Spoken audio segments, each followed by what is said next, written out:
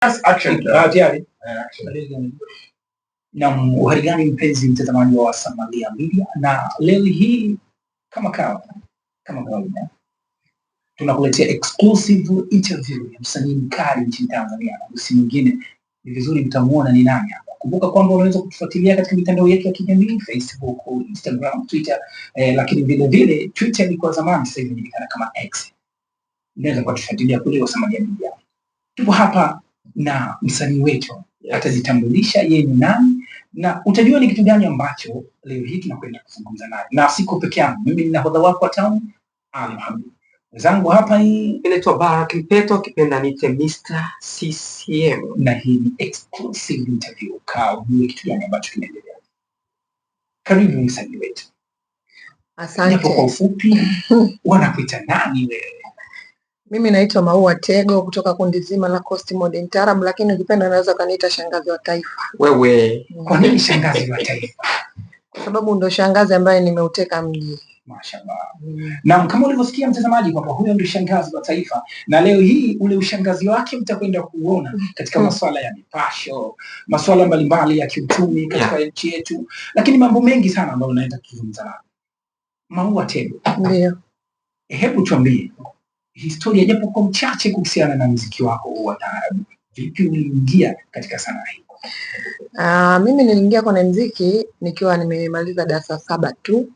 Niliingia kwenye muziki nilikuwa na marehemu babangu Mzee Tego, yeye alikuwa ni mwanamuziki wa taarabu. Alikuwa miaka hiyo na kina marehemu Isa Matona, kulikuwa kuna bendi nyingi pale Tandika, Tangomano pale. Kwa hiyo alikuwa marehemu baba.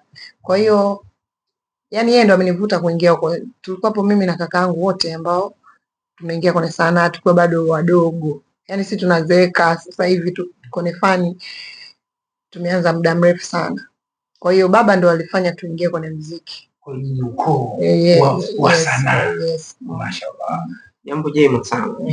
Na tukizungumzia project sasa mpya ambayo inatambulika kwa jina la Kamdomo. Ndio. Kwanza kwa nini Kamdomo? Kamdomo ni wimbo tu wa watoto wa mjini ambao una matunzano, una mambo ya kimjini. Ukiusikiliza utajua nini kwa sababu yani ukiusikiliza Kamdomo utajua nini chanzo cha tatizo Kamdomo. Tupe kidogo. Tatizo Kamdomo, kamekuponza. Dozi yangu haina kipimo. Hebu nawe onja kwanza. Maua yangu nipewe. Mimi si wa kispoti. Una nini mbwa wewe? Unogi kwa Snapchat. Naam, mtazamaji wa Samalia Media. Kama unavyoona kwamba huyo ni Maua Tego, shangazi wa taifa. Unamiliki vipi sasa usanii umaarufu wako ambao unao na maisha halisi yale ambayo unayo mtaani? Vipi unaweza kujimiliki? Naweza kwa sababu mimi nimekulia kwenye familia ya muziki. Kwa hiyo maisha yangu binafsi yanabaki maisha yangu, muziki upo kwa ajili ya kazi. Kwa hiyo naweza maintain muziki na kazi na maisha yangu ya kawaida. Vipi kuhusu familia? Familia ipo nayo na watoto 4. Mashaallah.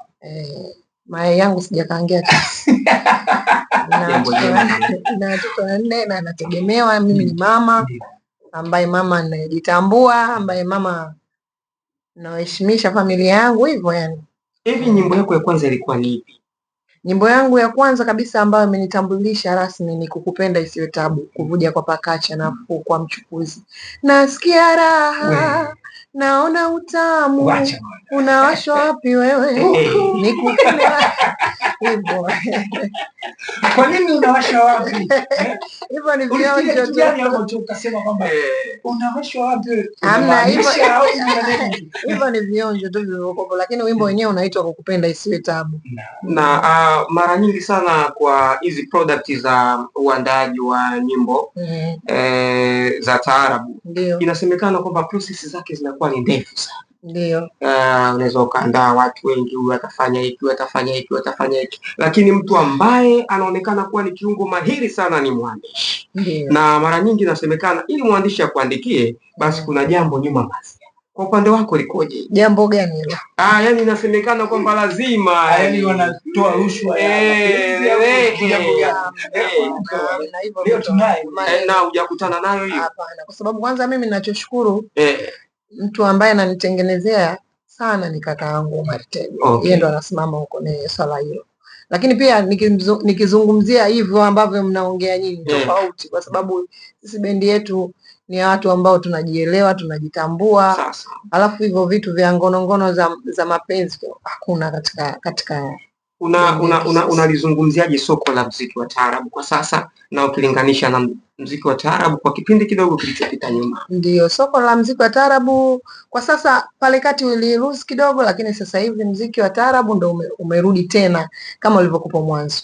Kwa hiyo muziki umesimama vizuri na tunapata riziki, watoto wanaenda chooni, watoto wanasoma. Kwa maisha yetu sisi wanamuziki tunamshukuru Mungu. Tunaona mara ya kwanza kulikuwa ukisema leo anakuja Maua Tego, ukumbi uliko hapatoshi. Hata ukisema kiingilio ni shilingi 20,000 watu wanajaa. Lakini sasa hivi tunaona kiingilio kinakuwa soda, inapigwa bendi pale labda pengine za Kigoma, Maua Tego anaimba. Yani kiufanisi ikoje hii? Unaichukuliaje? Kwanza niseme tunaenda na wakati, kila kitu kina muda wake.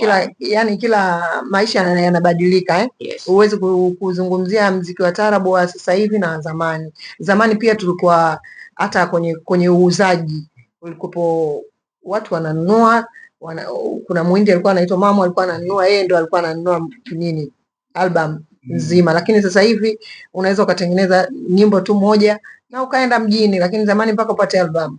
Umeona? Kwa hiyo maisha yanabadilika, tofauti zamani na sasa ni vitu vya kawaida kwenye maisha. Na pia ukizungumzia katika sijui unavyosema wewe mnaweza mkapiga sijui kiingilio soda sijui nini, kulingana na maisha yalivyo, au tunaenda na wakati, kwa sababu wewe unaweza ukapiga kiingilio soda sawa, lakini umeitwa mtu kakulipa keshi yako, unataka shilingi ngapi? Mimi nataka kiasi kadhaa, kakupa. Sisi tunapiga kokote, hata ukitaka tukupigie chumbani upo na mkeo tunapiga, ili mradi si maisha yaende.